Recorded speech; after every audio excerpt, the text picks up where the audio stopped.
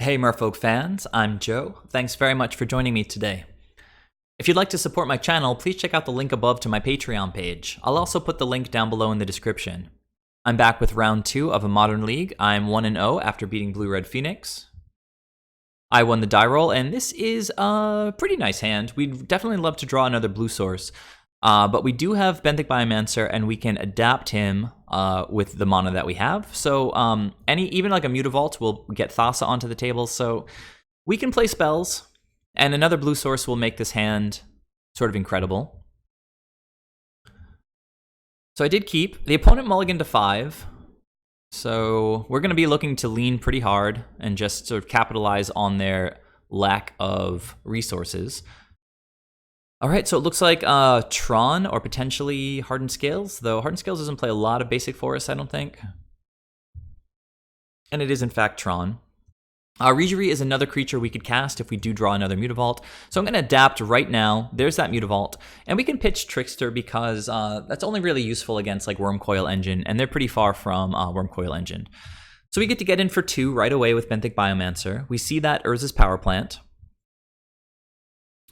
And the opponent goes for Sylvan Scrying, so they're getting closer to Tron, but they still need 2 turns. That island is pretty awesome because it means we're going to be able to get these Lord of Atlantis onto the table. Opponent's already down to 15, playing Expedition Map, so they are going to be able to get Tron online next turn. So that Reejerey was actually a pretty incredible draw because it's going to let us do some pretty insane stuff. Okay, we play Reejerey, untap the island. And now we've got 2 Reejereys on the table. Most of you guys probably know what that means. It means free 2 drops. So, Lord of Atlantis number 1, untap both of our islands. Lord of Atlantis number 2, untap both Mutavaults. Now, one of them has Summoning Sickness, and we only have enough mana to activate one anyway, so we do activate it, and that is 17 power on turn 4. So, surprise turn 4 by top decking a second Reejerey. We got to just about dodge the opponent's Tron. And yeah, an amazing, beautiful, powerful Merfolk game 1 against Tron. Let's go ahead to game 2 and see how that one went. Okay, back for game 2. I should mention that Tron is one of the best matchups for this 7 Seas variant of Merfolk. So I'm definitely keeping in all of those Spreading Seas effects for game 2. I took out all 4 Tricksters, and I trimmed 1 Reejerey. Now, our Lords are good in this matchup because Walking Ballista is going to threaten the toughness of our creatures, and the Lords do increase the toughness. But I needed to make space for some of the great cards in the sideboard. So it looks like I took out 5 cards from the main deck, and I would have brought in 3 Phyrexian Revokers for sure. They can name so many cards against Tron. They can name any of their Planeswalkers, they can name Oblivion Stone, and the other 2 cards I brought in were 2 Deprives. So post-board, having access to 6 counter spells, 7 Spreading Seas, 3 Phyrexian Revokers, we've got a lot of gas against Tron. And this is a picture-perfect opening hand. Opponent kept 7 as well, and they start with Power Plant into Sphere. So at least no Expedition Map on turn 1. But they do go Sylvan Scrying, which they're going to use to find another Tron piece, I'm sure. And there is an Urza's Mine. Now, since they are still 2 turns away from establishing Tron, I'm going to use that window of opportunity to get a creature onto the battlefield. And there is the second Sylvan Scrying for the 3rd Tron piece. So they're going to go ahead and play a Mine this turn, and we know they have the Tower in hand for next turn. This just means we have to use the turn to play a Spreading Seas and keep their game slowed down. So it's kind of awkward here because I have to play out, a 2-drop this turn and not really most efficiently use my mana. But I drew a Seize Claim, so showing how the fact that Seize Claim is a 1-drop can sort of smooth out our plays a little bit. And I get both of their Tron lands covered with island effects. Swing with Master of the Pearl Trident. It's not the fastest clock right now, but you see we have more gas in hand, and I feel totally fine in this spot. Opponent finds Karn, the Great Creator. They play their tower, so we can go ahead and hide that. And let's see if they have a 3-drop here. Well, Oblivion Stone is a pretty good 3-drop. Fortunately for us, I have a pretty good answer to that. With Phyrexian Revoker, going to go ahead and name Oblivion Stone. This Karn is not particularly threatening since they currently only have access to 4 mana, and they're 2 turns away at minimum from reestablishing Tron. So I'm going to use this opportunity to run out another Lord.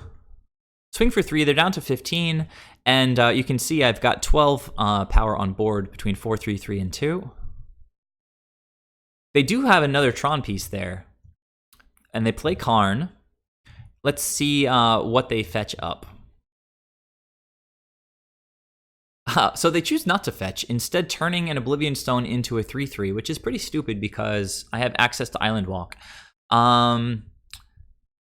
That made me put them on a Dismember, because if they do have a Dismember, then they get to eat one of my Lords, which was, slightly scary, but if they'd have a Dismember, we still get to push a bunch of damage, and it takes 4 from their life total.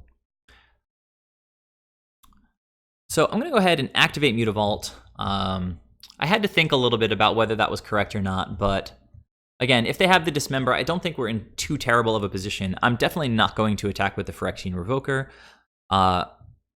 Thought about what to attack with the Mutavault, and ultimately just went 6 at Karn, 4 at the opponent, and then we'd have lethal the following turn. Okay, so opponent is down to 11. We have 12 power on the board right now. Didn't really want to put any more creatures down just in case something terrible happened. And I just seize claim their tower to keep them 2 turns away from Tron. Opponent found Blast Zone, which they could pay 3 mana and tap Blast Zone. So say 1, 2, 3. Right? 1, 2, 3, and Blast Zone. It would get rid of both seize claims, but all that would do, let's see, it would open up Power Plant and Tower, but they would still have a mine covered with Spreading Seas, so it wouldn't really turn Tron on.